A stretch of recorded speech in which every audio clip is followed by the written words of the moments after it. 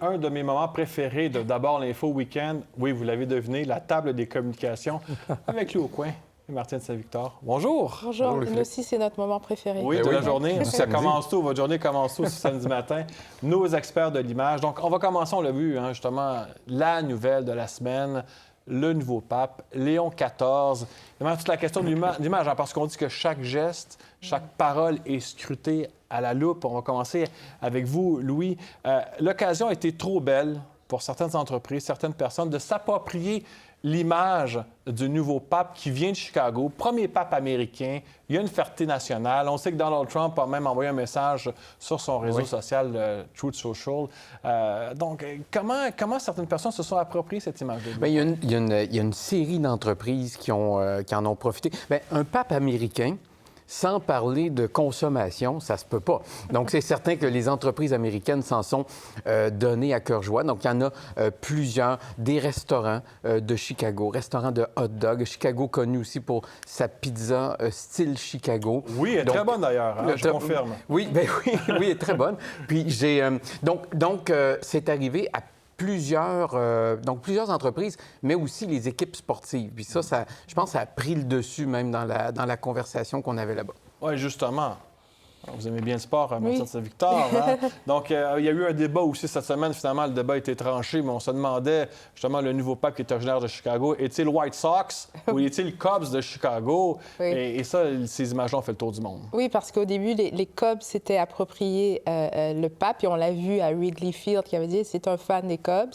Sauf que le pape Léon a deux frères qui sont devenus eux-mêmes stars des médias, qui accordent beaucoup d'interviews, et un de ses frères a tranché, a dit non, c'est un fan des White Sox. Et d'ailleurs, hier, a été publié des images du pape Léon en 2005. Il avait participé, en fait, il avait été dans les estrades de la Série mondiale. Donc, justement abordant l'uniforme des White Sox. Donc ça a été tranché. Mais ce qui est intéressant avec ça, c'est que le sport commence à le définir. Avant même que lui commence à se définir en tant que pape, le sport le définit parce que on dit aussi qu'il est fan de tennis. Oui. Et d'ailleurs, pendant l'Open d'Italie, on a annoncé que l'arrivée du pape Léon, d'autres aussi équipes de sport ont mis de l'avant sa nomination. Donc, c'est intéressant parce que le pape François, lui aussi aimait le sport, il aimait beaucoup le soccer et avait utilisé le sport comme tremplin, si on veut, ou comme pont, justement, entre les nations, entre les gens. Donc, il faudra voir si le pape Léon aussi se servira du sport pour approcher les gens. On voit cette une du Chicago Times avec The Pope. Pourquoi? C'est une référence aux Bears, parce qu'on dit The Bears. Et puis, le pape Léon est gradué de l'université Villanova, qui a une équipe de basketball réputée, en fait un programme d'athlétisme, mais surtout une équipe de basketball réputée, et des gens qui ont gradué de l'équipe de basket. Il y a trois joueurs des Knicks de New York qui sont en série. Alors, les fans des Knicks aimeraient bien que le pape ait à Madison Square Garden ce soir pour bénir, si on veut, la série. Et donc, dont la star vedette, qui lui aussi est un gradué de Villanova. Donc, il y a ces espèces d'associations, ces mariages insoupçonnés qui font que le pape est peut-être... on sent qu'on le connaît, on voit qu'on a des points communs avec lui. On voit justement ce T-shirt déjà qui est en vente avec l'image du pape et l'uniforme des Knicks. Donc, un pape américain, ça veut dire ça aussi. L'identité là, liée au sport, c'est tellement fort, puis encore plus vrai au baseball, parce qu'on l'a su cette semaine. Sa mère était une fan des Cubs, son père était un fan des Cardinals de Saint-Louis. Lui est un fan des White Sox, mais le reste de la famille qui est au nord de Chicago sont fans des Cubs. Donc, tout ça, il a fallu démêler tout ça. Et ça semble pas un vrai débat pour nous ici au Québec et au Canada, mais là-bas, c'est un vrai débat. Oui. Et je n'ai pas entendu parler de la position du pape sur le hockey de la Ligue majeure. Donc, peut-être... À suivre. Peut-être les Blackhawks. Et on dit souvent que le sport, c'est une religion. Oui. Voilà. Donc, le mariage, l'amalgame entre les deux, parce qu'on sait que le nouveau pape Léon XIV est quand même le pape de plus d'1 milliard de fidèles. Donc, il y a une masse critique là de personnes, un bassin de population qu'on vient rejoindre. Oui, sans aucun doute aux États-Unis, mais partout sur la planète. Donc, nécessairement, cette image-là va circuler. Et à l'ère des réseaux sociaux, c'est un pape, vous l'avez dit, qui aime le sport, qui est en forme, qui est progressiste, qui a une image. Il va aller réussir à chercher une certaine base. Et puis, nécessairement, il y a des entreprises qui vont vouloir le mettre de l'avant, là. Ça, c'est sûr. Oui, et surtout, François, il ne faut pas oublier, avait fait un message pour la Coupe de la FIFA, avait fait un message pour le Super Bowl en 2017. Donc, est-ce qu'on verra le pape Léon aussi s'associer, si on veut, à ces événements qui se veulent rassembleurs? Donc, c'est une opportunité pour lui, mais encore une fois, nous, on le définit comme ça. Peut-être que lui décidera de se définir autrement. Évidemment, il y a tout le côté théologique et spirituel, mais ça prend toujours, si vous voulez, ces éléments pour aller chercher ceux qui ne sont pas religieux, ceux qui ne font pas partie de la religion catholique. Donc, on verra si c'est le sport. Un autre moment qui a retenu notre attention cette semaine, c'est cette première rencontre officielle à la Maison-Blanche entre le nouveau premier ministre du Canada, Mark Carney, et le président américain, Donald Trump. Je suis un féru de politique. J'avais hâte de voir justement au niveau de l'image, parce que la dernière campagne fédérale s'est jouée entre les différents candidats. On dirait qui pourrait le mieux négocier avec Donald Trump. Et bien là, Mark Carney est arrivé justement à Donald Trump. Chaque parole, chaque geste, encore une fois, a dû être étudié. Ouais. Comment vous avez vu, Louis Aucoin, cette rencontre-là? Parce que Mark Carney a dû être hyper préparé nécessairement parce qu'il devait répondre du tac au tac aux questions du 51e État et représenter le Canada. Alors. Extrêmement bien préparé, mais il est déjà préparé, Mark Carney, à parler avec les grands de ce monde. C'est un diplomate dans son genre. Et dans cette conférence de presse-là, il n'y a pas eu énormément d'espace pour parler, donc chaque parole compte pour lui. Et de ce côté-là, oui, d'une part, mais d'autre part aussi, le président américain qui a ajusté son ton à Mark Carney. Puis je me disais, peut-être qu'à un moment donné, le côté drabe de Mark Carney qu'on lui reprochait fait en sorte que dans une rencontre avec Donald Trump, non seulement il y a un respect parce qu'on est dans le monde de la finance puis que M. Trump respecte ça, mais aussi le fait qu'on ne peut pas être un bully facilement à côté de Mark Carney, qui a l'air d'un gentleman. Donc, on ajuste l'énergie, si vous voulez, puis ça a apparu dans le discours de M. Trump, qui est dans la, je dirais, je dirais pas la recherche du consensus, mais je dirais moins rechercher l'antagonisme avec M. Carney. Puis ça, c'était surprenant un peu dans la conférence de presse de voir M. Trump qui tente de baisser les attentes. Les journalistes qui disent qu'est-ce que vous allez faire? Allez-vous parler d'annexion? Puis il va dire, bon, il faut qu'on soit deux pour en parler. Puis et tout ça, c'était tout nouveau. Donc, est-ce que ça va durer? Je peux déjà vous dire que probablement pas. Mais à cette conférence de presse-là, on a vu un gros changement de ton. Puis ça, c'est majeur. Et je pense pas que c'était si préparé du côté de M. Trump. C'est difficile à croire. Oui, justement, le changement de ton, parce que c'est deux personnages au style vraiment différents, il faut se le dire, entre M. Trump et M. Carney. Mais M. Carney, lui, semble vouloir projeter l'image aussi d'un chef d'État assez ferme, même si réservé, pas au langage populiste, mais quand même...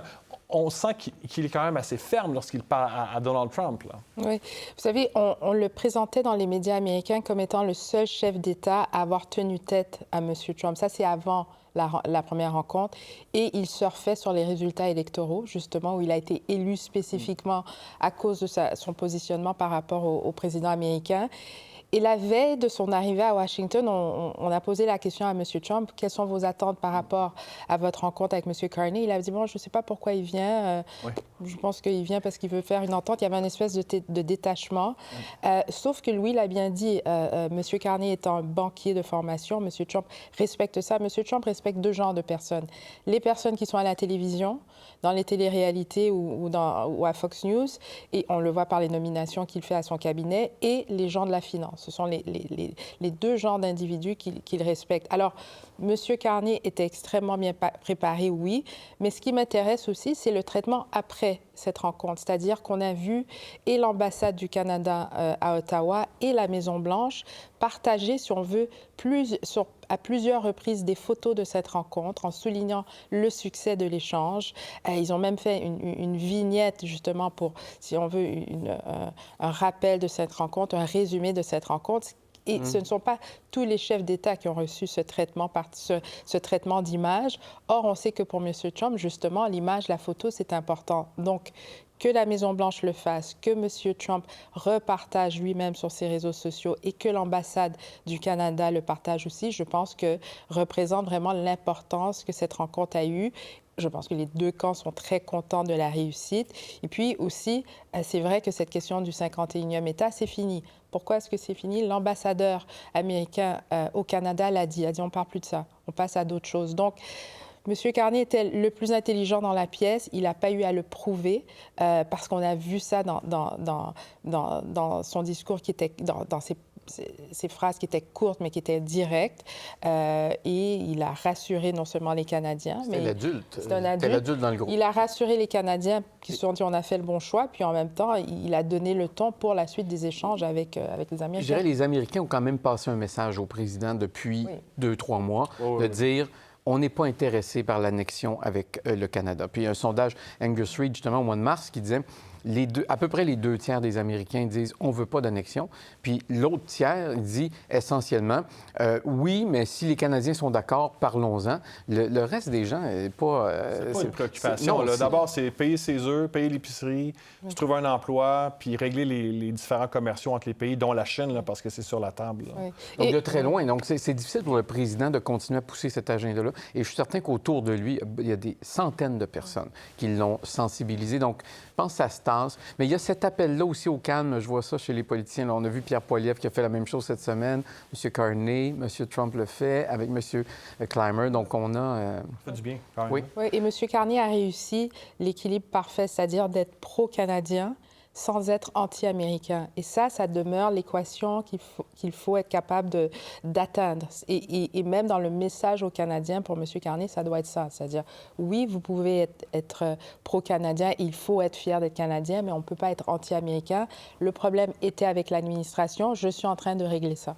Je pense que la grande leçon, je vais terminer là-dessus sur le point Trump-Carney, je pense que la grosse leçon de cette rencontre-là, c'est qu'avec la diplomatie, la gentillesse, le flegme, le tact, on peut aller loin, sinon plus loin qu'avec un discours populiste ou avec des attaques. Là. Je pense que c'est ça qu'il faut faire. Le discours clivant avec M. Trump, ça va être très difficile de le faire fonctionner. Je veux terminer, par contre, sur dure semaine pour les stratèges en communication la semaine prochaine au Québec, là, parce qu'il y a eu une guerre d'images. Je pense qu'on peut appeler ça comme ça, là, entre les médecins et le gouvernement du Québec. Il y a le projet de loi 106 qui fait beaucoup jaser, refonte des institutions médicales, du travail des médecins.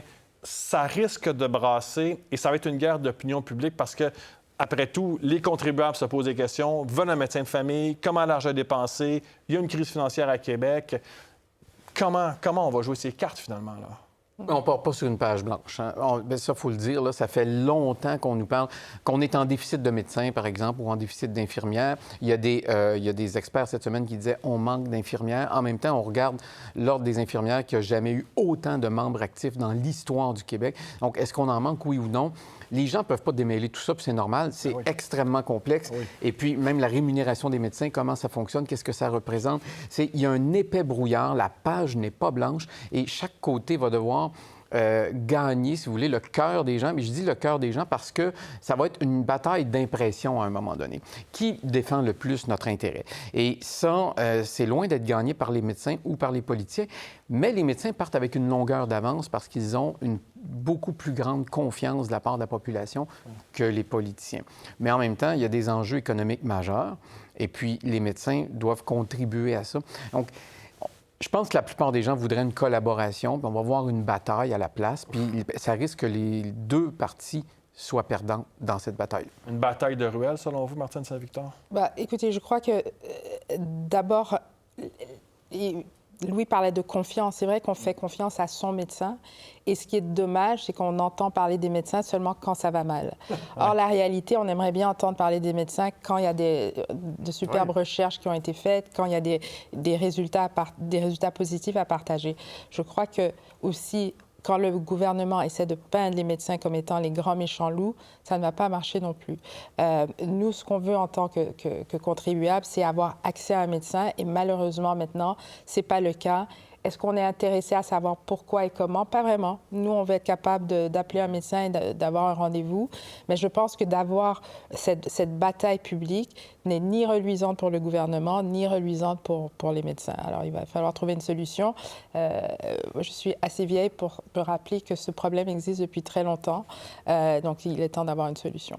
Oui, mais il faut la faire, la bataille, par exemple, parce que simplement déposer le projet de loi puis se fier que, bon, les rapports de presse vont expliquer aux gens qu'est-ce qu'il y en est. Moi, je pense qu'il faut aller un peu plus loin du côté du gouvernement parce que du côté des médecins, on va aller beaucoup plus loin. Donc, si on veut équilibrer les forces, ça va être... Mais c'est une vraie bataille. Oui, mais en même temps, vraiment de peine les médecins de la manière que le fait le gouvernement, je crois que c'est vraiment prendre un mauvais chemin parce qu'on ne peut pas quand même dire des médecins qui ne sont pas travaillants et qui ne veulent pas aider le public. C'est la nature du métier, c'est pour ça qu'ils le font. Il va falloir s'inspirer de Mark Carney. Et ne pas antagoniser ton adversaire, voilà. Martine Saint-Victor, oui. Lou au coin, Oui. Merci beaucoup. Bon samedi. Bon week-end. Pour voir nos émissions en entier, rendez-vous sur la chaîne ICI RDI.